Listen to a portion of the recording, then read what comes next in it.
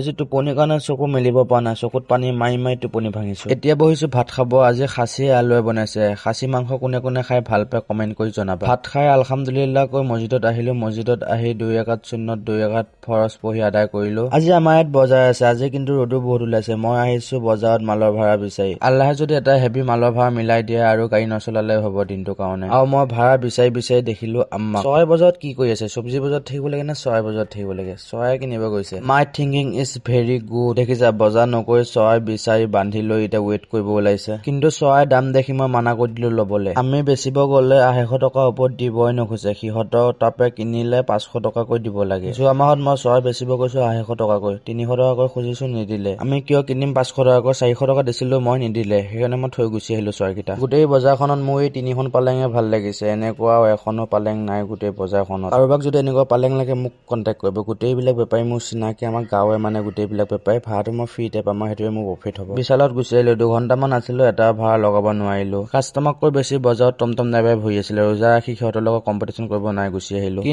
কিন্তু আল্লাহে ৰোজা ৰাখা বান্দাক কেতিয়াও নিৰাশা নকৰে। মিলাই দিলে এটা গডৰেজৰ ভাড়া। তাতে কিমানত গম পাইছেনে নাই? 500 টকা। বেছি দূৰত নহয়, এইখন যোৱাবাৰীত থৈ আহিব লাগে। ভাড়া থৈ এতিয়া আকৌ আহিলো বজাৰত। আমাৰ মিঠৈ নিব পাহৰিলে। মই আহি 3 পোৱা মিঠৈ লৈ লৈছো আৰু লগতে তৰমুজো লৈ লৈছো। ডেঞ্জাৰ তৰিকা পাৰ্টনাৰশ্বিপত এফাল লৈ লৈছো ভগাই। মই এতিয়া আহিলো ঘৰত, আনিলো তৰমুজ, মিঠৈ এণ্ড জিলেপি। লগতে ইফতাৰী সময়ো হৈ গ'ল। মই বিছমিল্লাহ কৈ ইফতাৰটো খুলিছো। আপুনি মাশাআল্লাহ কৈ ফল'টো কৰি দিব। বাই।